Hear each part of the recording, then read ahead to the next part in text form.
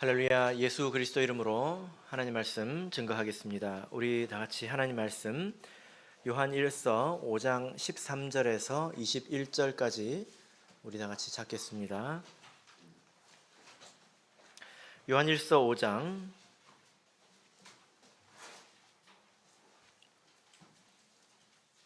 13절에서 21절까지 저와 여러분이 한 절씩 교독하겠습니다.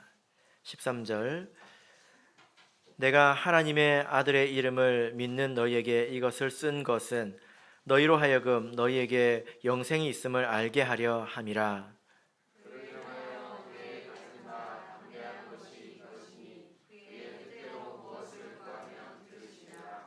우리가 무엇이든지 구하는 바를 들으시는 줄을 안즉 우리가 그에게 구한 그것을 얻은 줄을 또한 아느니라.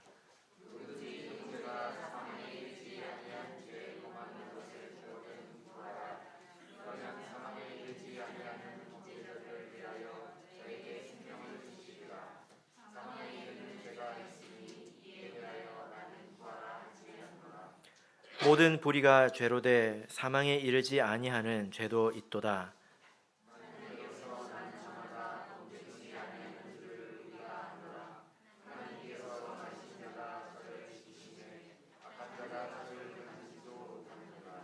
또 아는 것은 우리는 하나님께 속하고 온 세상은 악한 자 안에 처한 것이며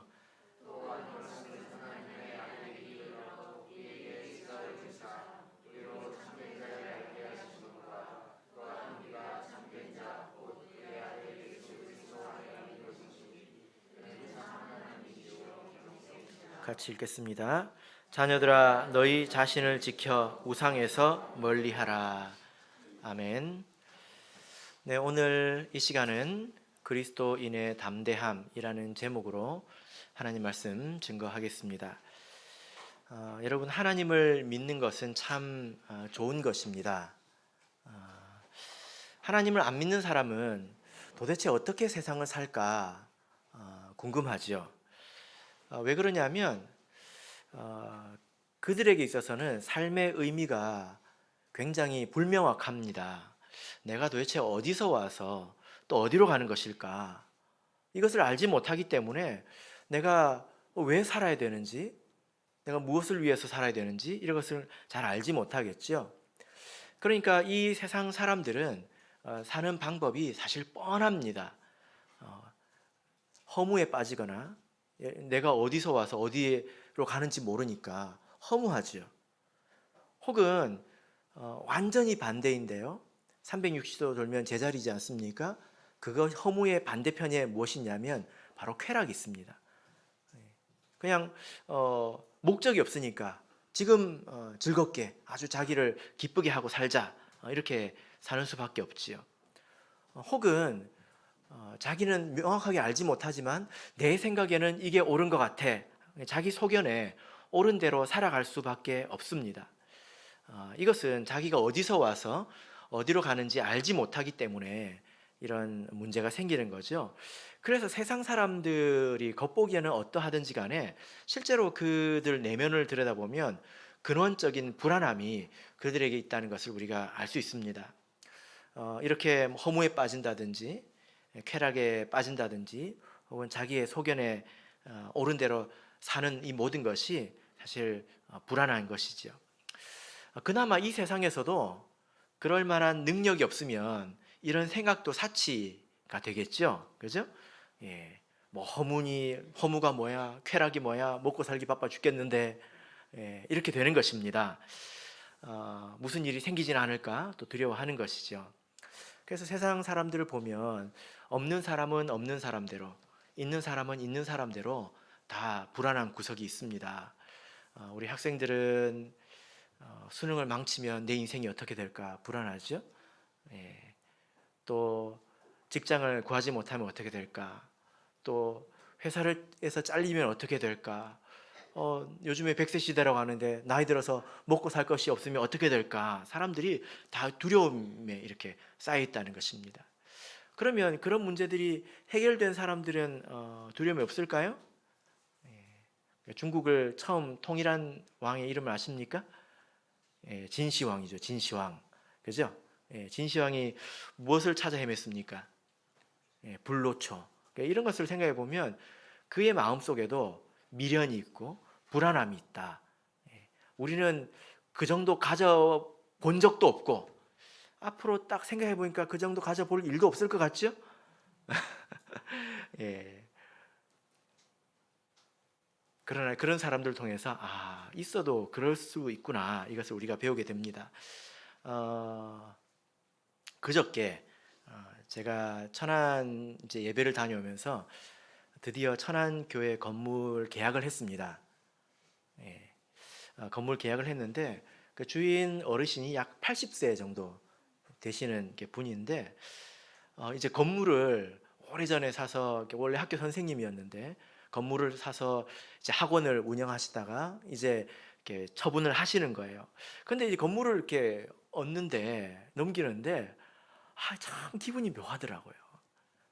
왜냐하면 그분 그 사모님이랑 같이 이렇게 나오셨는데 그 건물을 넘기는데 약간의 그 회한 같은 게 느껴지는 거예요.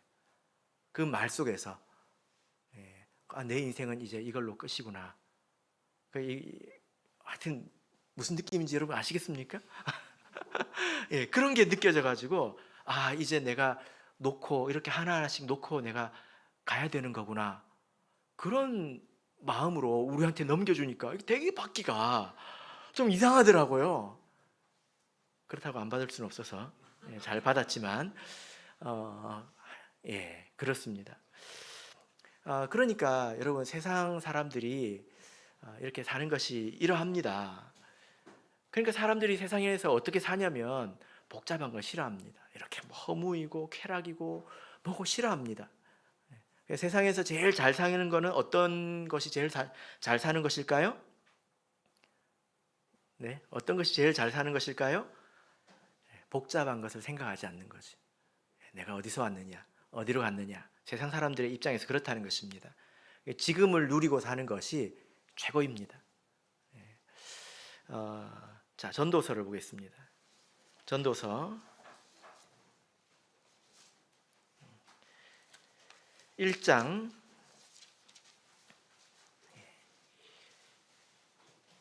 2절을 보겠습니다. 전도서 1장 2절 같이 읽겠습니다. 시작. 전도자가 가로되 헛되고 헛되며 헛되고 헛되니 모든 것이 헛되도다. 여러분 이 말은 우리 성도가 하는 말이 아니에요. 세상에 해 아래 사는 사람들이 하는 말입니다. 모든 것이 다 헛되다는 것입니다. 5장 13절을 보실까요? 무엇이 헛된 것일까요? 모든 것이 헛되지만 부질없는 것이라는 거죠. 전도서 5장 13절 같이 읽어보겠습니다. 시작. 내가 해 아래서 큰 패단되는 것을 보았나니 곧 소유주가 재물을 자기에게 해 되도록 지키는 것이라. 이 말이 무슨 말일까요? 사람이 이 세상에서 살아가면서 되게 많이 움켜쥐려고 하고 있는데 그것이 자기에게 해가 되는 줄도 모르고 그냥 움켜쥐는 것에 몰입해서 살아간다는 것입니다. 그러니까 자기에게 해가 되도록 지키는 것이다. 이게 참 패단이다. 허무한 것이다. 이렇게 이야기를 하고 있죠. 여러분 세상 사람들 보면 그렇지 않습니까? 자기가 먹고도 남고 누리고도 남을 것을 다 쌓아놓고 그것을 더 모으려고 더 가지려고 그것을 지키려고 아등바등 살다가 정작 세상에서 우리가 누릴 수 있는 기쁨과 행복과 만족은 알지도 못하고 정말 중요한 것은 지키지도 못하고 그렇게 살아가는 사람들이 얼마나 많냔 말이에요. 자, 8장 15절을 보겠습니다. 8장 15절 8장 15절 읽겠습니다. 시작. 이에 내가 희락을 칭찬하오니 이는 사람이 먹고 마시고 즐거워하는 것보다 해 아래서 나은 것이 없음이라. 하나님이 사람으로 해 아래서 살게 하신 날 동안 수고하는 중에 이것이 항상 함께 있을 것이니라. 예, 이것이 짱이다. 이게 무엇이 짱입니까? 그날 그날 만족하고 기쁘게 살아가는 것이 최고라는 것입니다. 당연히 이것은 해 아래서의 삶, 육신적인 삶을 말하는 것이고, 우리는 육신적인 것을 넘어서 영적인 삶을 사는 사람들이기 때문에 이것을 초월해서 살아가야 되겠죠. 그런데 세상만 보자면 이렇다는 것입니다. 이게 맞다는 거예요. 솔로몬의 깨달음이죠. 그러니까 나에게 있을지 없을지도 모르는 미래를 위해서 현재를 저당 잡히지 말라는 것입니다. 세상 사람, 세상에서 답을 찾을 수 있는 최고의 답이 이 정도에 지나지 않는다는 거예요. 그래서 여러분, 하나님을 믿는 것이 참 좋은 것이 이런 것이다 라는 겁니다. 바로 우리 인생에 대해서 답을 알고 있고, 우리 인생에 대해서 두려움이나 이런 것이 없이 담대함이 생긴다는 것입니다. 우리 인생에 대해서 담대함이 생긴다는 거예요. 담대하다고 하는 것은 두려움이 없고, 또 마음이 흔들리지 않는다, 또 용감하다, 이것이 담대한 것 아닙니까? 마음이 흔들리지 않기 때문에 이렇게 심령이 평안하고 고요합니다. 여러분은 담대하십니까? 여러분, 이 담대함은 어디서 오는 것일까요? 자, 오늘 본문 말씀으로 돌아가서 이 말씀들을 보시면 오늘 본문에서 아주 많이 나오는 표현이 있는데, 혹시 시작할 때 말씀을 읽으면서 좀 눈에 띄셨습니까? 이런 표현이 오늘 되게 많이 나오네? 어떤 표현이 많이 나오던가요? 예, 알다라는 표현이 되게 많이 나옵니다. 자, 한번 대략 살펴보실까요? 자, 13절 마지막 부분을 보면 알게 하려 함이라. 또 15절 보시면 들으시는 줄을 안즉 얻은 줄을 또한 아느니라. 또 18절 보시면 하나님께로서 난 자마다 범죄하지 않은 줄을 우리가 아노라. 또 19절 또 아는 것은, 20절 또 아는 것은. 그러니까 이 요한 1서에서 요한 사도가 뭐라고 말합니까? 우리는 안다 이제, 이렇게 말을 하고 있는 거죠. 그렇죠? 그러니까 이 담대함이라고 하는 것은 지식에서 오는 겁니다. 지식이 없는 담대함을 뭐라고 그럴까요? 가끔씩 아는 게 없는데 담대한 사람들이 있죠. 뭐라고 그럴까요? 무모하다고 합니다. 혹은 무대포? 이 단어가 생각나셨습니까? 지식이 없는데 세상을 담대하게 사는 사람들은 무모한 거죠. 여러분, 이 담대함은 지식에서 옵니다. 어떤 지식에서 오느냐? 내가 이제 뭘 좀 알겠다, 여기서 온다는 거예요. 뭐에 대해서 아는 것일까요? 우리가 사는 이 세계에 대해서 아는 것입니다. 인생에 대해서 아는 것입니다. 보이는 세계, 우리가 지금 이 보이는 세계, 지구 위에서 살아가고 있잖아요. 그죠? 그런데 보이는 것이 또 다가 아니지 않습니까? 여기는 마귀도 있고 천사도 있고 하나님도 계시지 않습니까? 이 보이지 않는 세계, 이 세계의 이치를 안다는 거예요. 이런 거구나. 거기에서 무엇이 옵니까? 담대함이 옵니다. 이걸 모르면 두려움이 옵니다. 자, 여러분, 이렇게 한번 생각을 해보시길 바랍니다. 여러분, 예배 마치고 어디 가실 거죠? 집에 가실 거예요? 집에 가실 거죠? 여러분, 예배 마치고 집에 갈 생각을 하니까 막 두렵지 않습니까? 내가 집에 제대로 갈 수 있을까? 막 두렵지 않습니까? 여러분들 표정을 보니까 굉장히 여유가 있으시네요. 왜 두려움이 없습니까? 내가 가는 길을 알기 때문이죠. 그죠? 그건 내가 눈을 뜨고 있기 때문입니다. 그렇지 않습니까? 그래서 내가 이렇게 가는 길에서 조심해야 될 것이 무엇인지, 그리고 그렇게 가면 언제 어떻게 도착하게 되는지 훤하게 알고 있잖아요. 그러니까 우리 마음에 조금의 두려움도 사실 없다는 거예요. 여러분, 제가 청주 천안 처음에 다닐 때 긴장을 많이 했습니다. 근데 지금은요, 여러분 양치할 때 생각하지 않고 손이 막 움직이잖아요. 이렇게. 제가 그렇게 운전을 해요. 내가 어디를 어떻게 통과했는지, 저기 앞에서 카메라가 있으면 제가 생각하기도 전에 발이 딱 올라가서 딱 브레이크를 밟고 있습니다. 정말 훤하게 알고 있습니다. 이 정도의 이 시간이면 내가 몇 분쯤에 도착하겠구나. 너무 많이 다니다 보니까 지금 몇백 번 다닌 것 같은데요.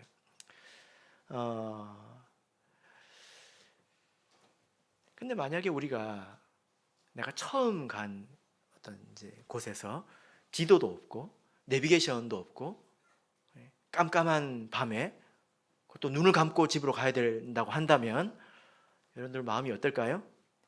굉장히 두렵겠죠. 내가 제대로 갈 수 있을까? 여러분 오늘 눈 감고 집에 한번 가보세요. 가보세요. 두려운 마음이 생길 것입니다. 이것과 같습니다. 무슨 말이냐면 우리의 인생이 그 인생의 길이라고 표현하지 않습니까? 그래서 우리가 가는 이 인생길을 내가 가보지 않았지만 하나님의 말씀을 통해서 그리고 그동안에 걸어온 그 날들을 통해서 보이는 세상이 전부가 아니라는 것을 알고 또 그 길을 마치기 위해서는 내가 어떻게 가야 되는지를 안다면 마음에 담대함이 생긴다는 거예요. 두려움이 없다는 것입니다. 여러분 만약에 우리가 신앙생활을 하면서 하나님을 믿는 삶을 살면서 내가 이렇게 인생을 사는데 담대함이 없다면 신앙생활은 도대체 왜 하는 것일까요? 이것과 같습니다, 여러분. 한번 생각해 보시죠. 우리가 이제 길을 가는데, 인생길을 가는데 신앙이라고 하는 것은 마치 자전거와 같습니다. 여러분 이렇게 먼 길을 가는데 자전거가 하나 있으면 얼마나 그게 힘이 되고 편합니까? 그죠? 태준이 형제가 교회 올 때 1시간씩, 지금 어디 있나 모르겠는데 2층에 있나요? 교회 올 때 1시간씩 뛰고 걷고 해가지고 왔는데 자전거가 있으니까 30분 만에 오더래요. 힘도 훨씬 덜 들겠죠? 그죠? 그런데 어떤 사람이 이 자전거를 어떻게 쓰는지 몰라가지고 등에 지고 다니는 거예요. 이 어깨에 인생의 짐도 있는데 그거를 원래 자전거 위에 올리고 내가 타고 이렇게 가야 되는데 이걸 어떻게 쓰는지 몰라가지고 인생의 짐을 어깨에 지고 자전거도 지고 이게 왠지 좀 중요한 것 같지 않습니까? 그래서 버릴 수는 없어요. 그냥 지고 가는 겁니다. 신앙을 통해서 우리가 담대함을 얻지 못하고 마음의 평안을 얻지 못한다면 꼭 이와 같습니다. 신앙생활도 족쇄같이 돼 있어가지고 벗어날 수는 없고 또 세상에서는 세상대로 두려움이 있으니까 이 일도 해야 되고 저 일도 해야 되고 그렇게 살아야지 않습니까? 이게 제일 못하는 거예요. 안 하는 것보다 낫다 정도입니다. 여러분 우리가 요한일서를 이렇게 잘 배웠다면 이 요한일서의 결론에서 이렇게 담대함에 대해서 말씀하시는 이유를 우리가 알 겁니다. 요한일서 전체를 찾아보면 이 담대함이라는 단어가 총 4번 나옵니다. 그리고 이 4번을 다 찾아보면 이 담대하다, 이게 무엇에 대해서 담대한 것인가 에 대해서 이 2가지로 말씀을 하고 있는데요. 이것이 우리 인생과 관계가 있습니다. 자, 우리 먼저 2장 28절을 보겠습니다. 요한일서 2장 28절.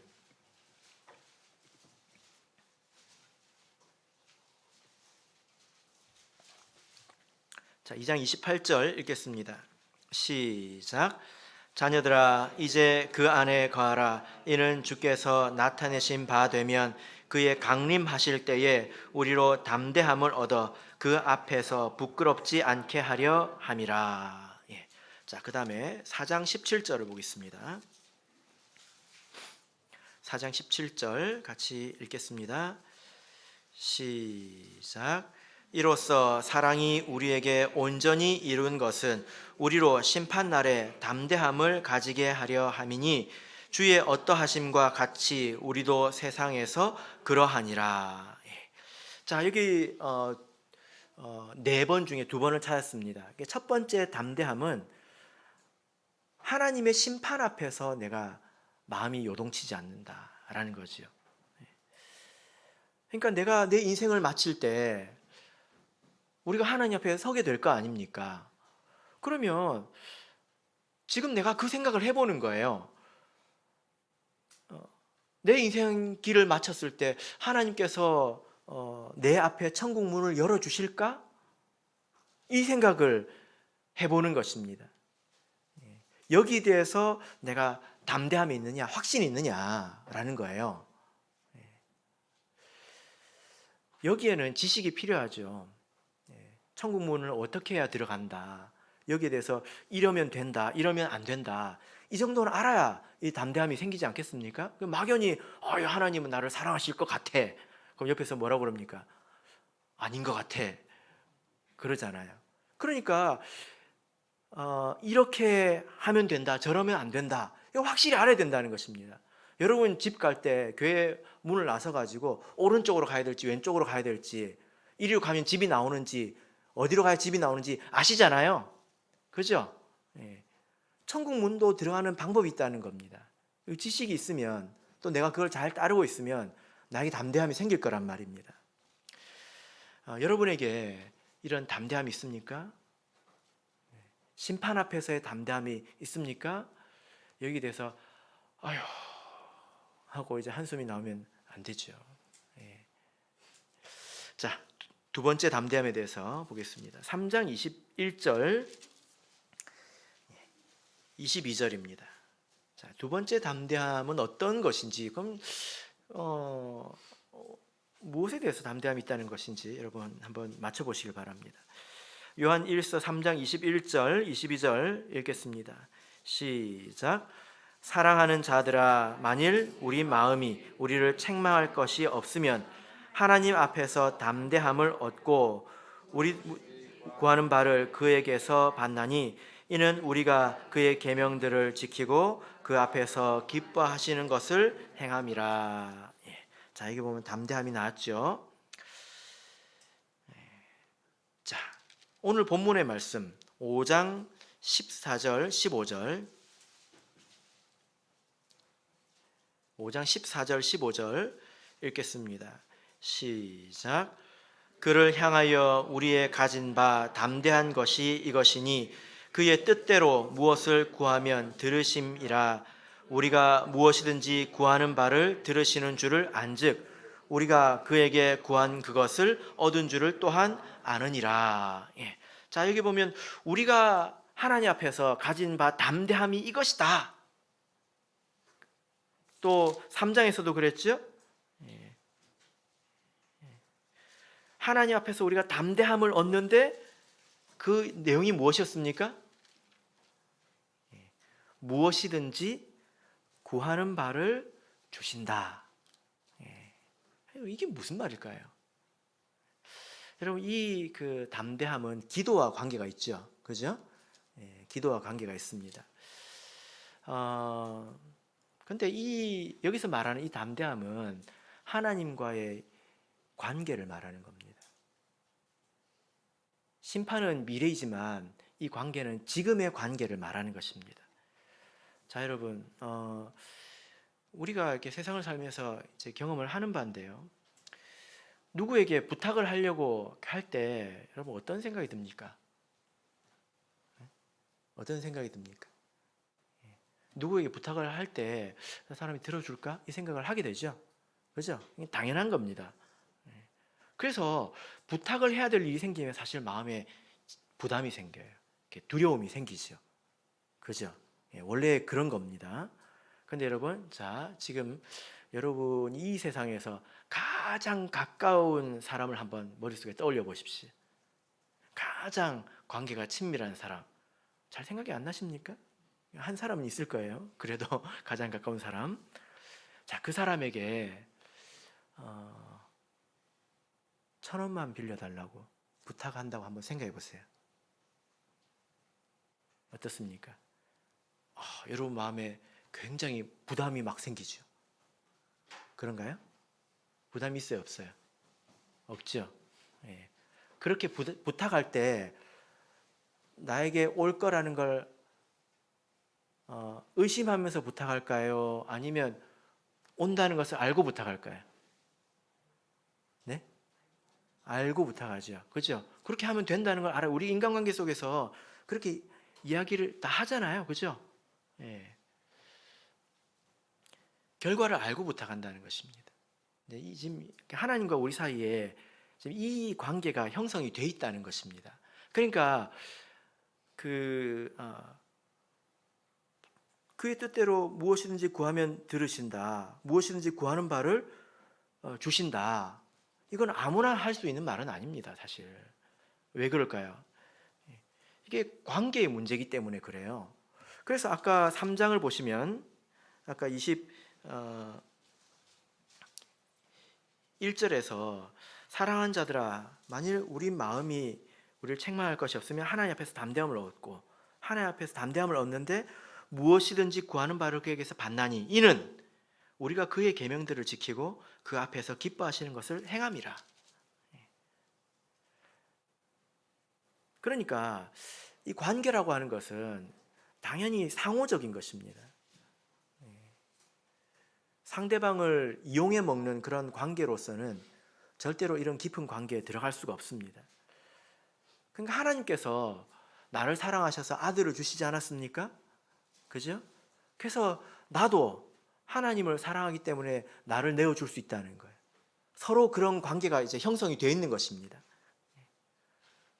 그렇기 때문에 하나님께서 원하시는 것을 내가 알고 내가 구할 때 그분이 들으셨다면 나에게 주실 거라는 것을 당연히 안다는 거예요.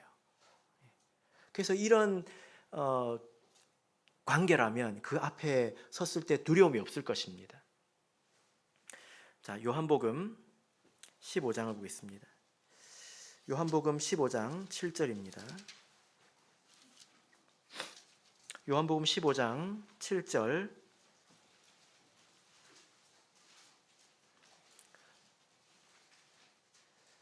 요한복음 15장 7절 같이 읽겠습니다. 같이 읽겠습니다. 시작. 너희가 내 안에 거하고 내 말이 너희 안에 거하면 무엇이든지 원하는 대로 구하라. 그리하면 이루리라. 예. 이 말씀이죠. 하나님의 뜻이 내 안에 거하고 내가 하나님 안에 거한다면 무엇이든지 구해도 된다는 것입니다. 아마 이제 여러분들께서도 내가 하나님께서 미워하시는 것을 놓지 않고 있다면 하나님 앞에 기도하기가 힘들 거예요. 그게 맞습니다. 두려움이 생기는 게 맞습니다. 이 두려움이 하나님 앞에서 지금 마주했을 때 두려움이 없어지는 것은 내가 하나님 앞에서 모든 것을 다 내려놓았기 때문에 사라지는 거예요. 나라는 게 존재가 없기 때문에 나의 정욕과 욕망도 없고 나의 개인적인 욕심이 없기 때문에 하나님 앞에서 두려움이 없는 것입니다. 여러분 그래서 이 말씀을 생각할 때 왜 나는 기도했는데 안 들어주시나? 이건 기도를 통해서 관계를 설명한 것이라는 겁니다. 여러분 그 두 가지 담대함에 대해서 말씀을 이렇게 드렸는데 이것은 별개의 것이 아니라 사실 서로 연결이 되어 있죠. 그죠? 예. 내가 지금 이 땅에서 하나님과 어떤 관계에 있느냐, 하나님과 좋은 관계에 있다면 내 인생이 끝날 때 하나님께서 나에게 천국 문을 열어주실 것이라는 것에 대해서 조금도 의심이 없을 것입니다. 그죠? 예. 그게 그렇게 연결이 되는 거예요. 그래서 지금은 하나님의 뜻이 무엇이고 내 마음대로 살면서 천국을 내가 갈 수 있나? 여기 확신을 얻고 싶어 하는 것은 사실 누가 설득한다고 해서 되는 일이 아니에요. 하나님께서 내가 나를 내려놓았더니 하나님께서 나를 이렇게 여기시는구나. 이것을 내가 지금 알게 될 때 하나님께서 천국 문을 나에게 열어주실 것이다 라는 것에 대해서 의심이 없어지게 되는 것입니다. 하나님을 우리가 사랑해야 된다는 거죠. 지금 하나님을 사랑해야지 천국 가는 도구로만 하나님을 생각하면 이 세상에서도 또 심판을 생각할 때도 우리가 마음의 담대함을 얻지 못할 것입니다. 여러분, 우리가 신앙생활 하는 것은 이것을 위해서 하는 것입니다. 근데 내가 내 자신을 내려놓지 못하면 자전거를 지고 가는 거죠. 그죠? 내가 교회 와서 하나님 말씀 들을 때마다 마음이 불편할 거 아닙니까? 그런데 그걸 내려놓기 싫어요. 그럼 교회를 또 떠날 수는 없어요. 교회 오면 또 매를 맞아요. 왜 그렇게 사는 걸까요? 정말로 우리가 형통하게 사는 방법은 내가 다 내려놓고 하나님이 미워하시는 것을 다 하지 않는 것입니다. 그렇게 생각해도 뒤돌아보면 나에게 여전히 고집이 있었구나, 이걸 알게 됩니다. 그럼 또 내려놓으면 됩니다. 지금 내 마음에 걸리는 건 없어야 된다는 거예요. 내 마음에 지금 걸리는 게 있는데 그럼에도 불구하고 염소처럼 딱 이제 고삐에 힘을 딱 주고 버티고 있으면 안 된다는 것입니다. 신앙생활을 힘들게 하는 것이고 인생도 힘들어집니다. 여러분, 어떻게 사시겠습니까? 자전거를 등에 지고 가시겠습니까? 타고 가시겠습니까? 그래도 나는 퍼질 때까지 자전거 지고 한번 가볼래요. 제가 기도를 더 많이 해야 될 것 같습니다. 그런데 실제로 이 비밀을 알고 이 말의 의미를 알고 내가 내려놓았더니 훨씬 더 내 마음이 평안하다. 이걸 알고 신앙생활 하시는 분들이 있죠. 그죠? 그분들에게 우리가 다 같이 배웠으면 좋겠습니다. 만약에 우리가 하나님과 이런 관계에 있다면 하나님과 굉장히 좋은 관계지 않습니까? 그죠? 내가 기도하면 하나님께서 들어주신다는 거예요. 당연히 그 사람은 응답해 주실 것만 기도하겠죠. 내용만 봐도 내가 기도해야 될 것인지 안 해야 될 것인지 알 것입니다. 이런 사람들은 하나님과 그 좋은 관계를 어디에 적용하고 살까요? 자, 16절, 17절 읽겠습니다. 요한 1서 5장 16절, 17절 보겠습니다.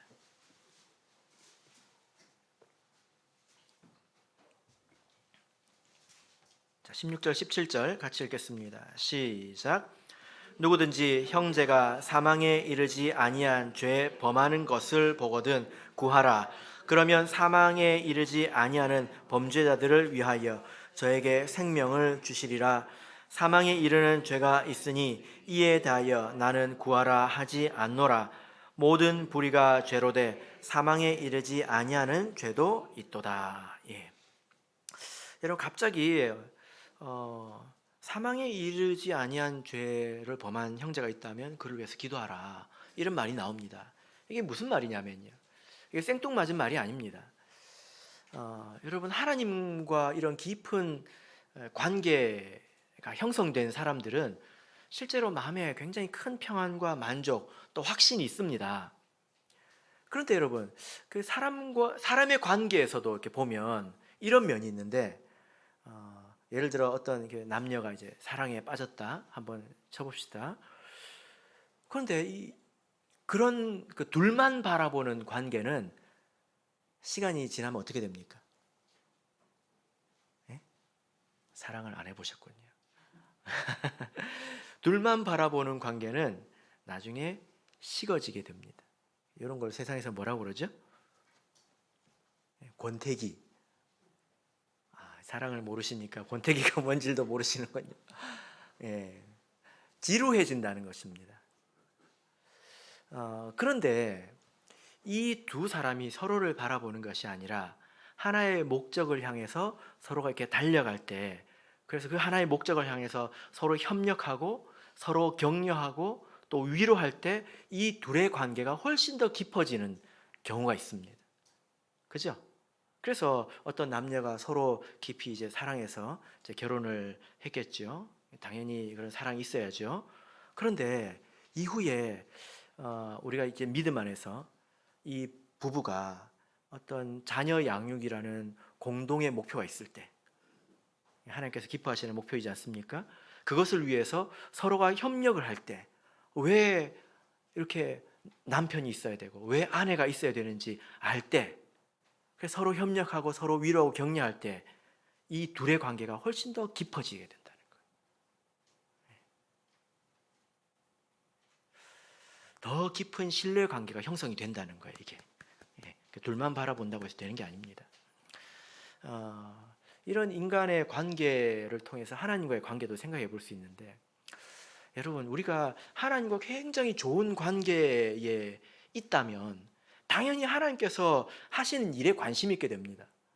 만약에 내가 하나님과 좋은 관계에 있고 싶다고 하면서 하나님이 하시는 일에 관심이 없다면 그건 거짓말이죠. 그죠? 반대로 내가 하나님께서 하시는 일에 내가 마음을 합하면 하나님과의 관계는 더욱더 깊어지게 됩니다. 요한복음 12장을 보겠습니다. 요한복음 12장 26절입니다.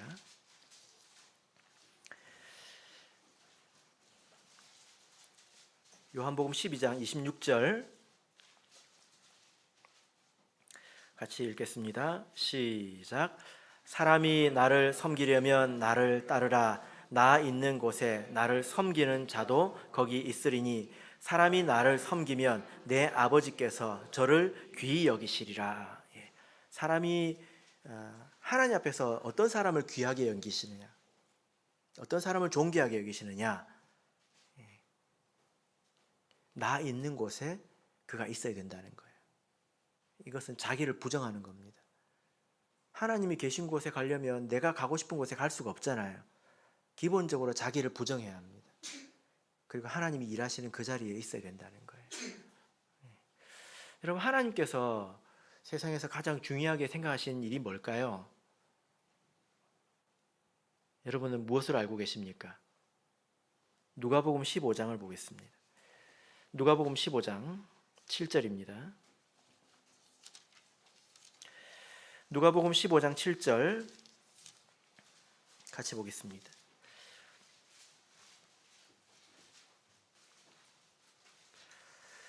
누가복음 15장 7절 같이 읽겠습니다. 시작. 내가 너희에게 이르노니 이와 같이 죄인 하나가 회개하면 하늘에서는 회개할 것 없는 의인 99을 인하여 기뻐하는 것보다 더하리라. 하나님께서 기뻐하시는 것이 무엇입니까? 죄인이 하나님께로 돌아오고 죄인이 회개하는 거죠. 그죠? 그래서 우리가 하나님과 좋은 관계에 있다면 자연스럽게 하나님께서 원하시는 것에 관심을 가지게 되고 그 일에 힘쓰다 보면 하나님과 관계가 더 깊어지게 된다는 거예요. 그래서 요한 1서에서 무엇이든지 구하면 들으시는 줄을 안다 라고 했을 때 그 기도의 내용이 무엇입니까? 사망에 이르지 아니한 죄에 범한 형제를 위해서 기도하는 겁니다. 본문을 보시면 사망에 이르는 죄, 사망에 이르지 않은 죄라는 표현이 있고, 이것이 좀 비교적 이해하기 어려운 표현이지만 우리는 쉽게 이해할 수 있습니다. 여러분, 어떤 성도가 범죄를 하고 있습니다. 하면 안 되는 것을 하고 있어요. 그런데 완전히 죽은 건 아니에요. 영적인 생명이 완전히 끊어진 건 아니에요. 그러면 그 사람을 위해서 기도하라는 것입니다. 사망에 이르는 죄라고 하는 것은 어떤 특정한 죄가 있는 것이 아닙니다. 살인, 간음 이렇게 딱 정해져 있는 게 아니에요.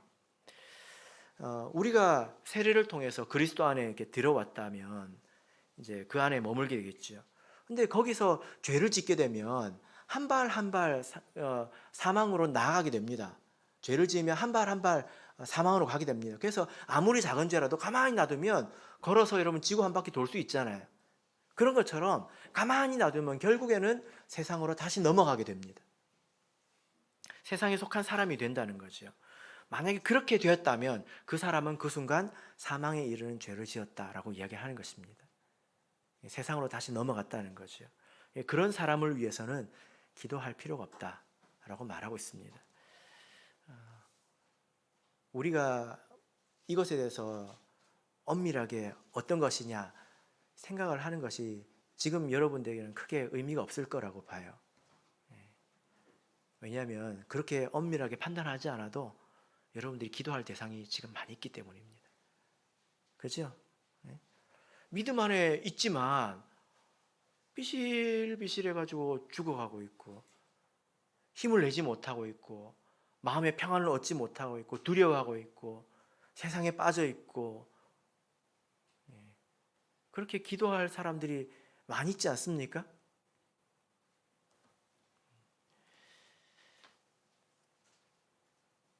그런 사람들을 위해서 우리가 기도할 때 그리고 그런 사람들을 구하는 일에 우리가 애를 쓸 때 우리가 할 수 있는 일이 있을 거예요.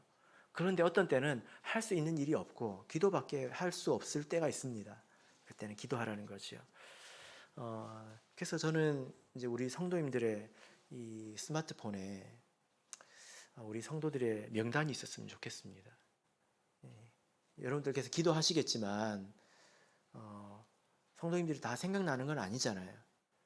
명단을 쭉 보면서 한 번씩 이제 쭉 이렇게 보면 낯설었던 이름이 보이고 또 기도할 제목이 생각이 날 것입니다. 우리가 다른 사람을 위해서 이렇게 기도할 수 없다면 사실은 하나님과의 관계에 굉장히 문제가 크다는 거죠. 그러나 하나님과 좋은 관계 있는 사람들은 틀림없이 이것을 위해서 기도할 것이고 그 기도에 반드시 효력이 있을 것입니다. 그래서 오늘 이 말씀에서 뭐라고 말하고 있습니까? 저에게 생명을 주시리라. 저에게 생명을 주시리라. 이 사람은 아직 사망이 이르지 않았어요. 근데 생명력이 없다는 것입니다. 그래서 생명을 주시겠다고 말씀하시는 것입니다. 자, 이제 18절부터 20절까지 읽겠습니다.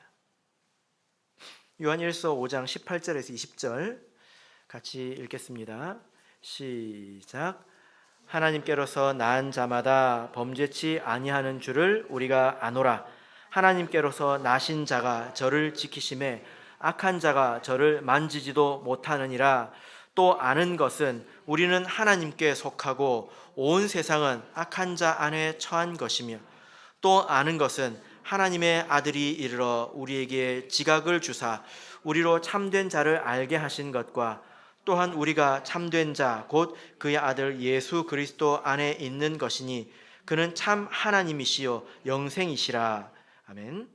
자, 여기 보면 총 세 가지, 3번 안다 이렇게 말을 하고 있습니다. 이 내용을 정리를 해보면요, 19절을 보시면 이 우리가 바라보는 이 세상은 하나님에 속한 자들과 또 사단에게 속한 자들로 이렇게 나뉜다. 영적인 눈으로 이 세상을 지금 바라보고 있다는 것입니다. 그렇게 알고 있다는 거죠. 그 다음에 20절을 보시면 하나님의 아들이 우리에게 오셔서 우리에게 이런 것을 알 수 있는 지각을 주셨다. 깊은 이해를 주셨다는 것입니다. 그래서 우리가 하나님의 아들이 되었지요. 그죠? 그리고 18절을 보시면 우리가 하나님에게서 난 자로서 이렇게 하나님 안에 머물 때에 하나님께서 나신 자가 우리를 지키시기 때문에, 이것은 예수님을 말합니다. 예수님께서 우리를 지키시기 때문에 악한 자가 곧 마귀 사단이 저를 만지지도 못하느니라. 마귀 사탄이 우리를 때리기는커녕 만지지도 못한다는 거예요. 여러분, 하나님께서 에덴 동산에서 죄인들을 쫓아내셨습니다. 그리고 그곳을 무엇으로 지켰는지 여러분 아십니까?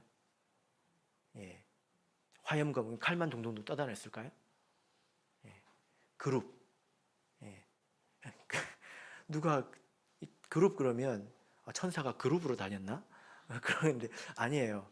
체루빔인데 이렇게 한글로 이렇게 번역을 하니까 그룹이 된 거예요. 천사의 이름입니다. 체루빔.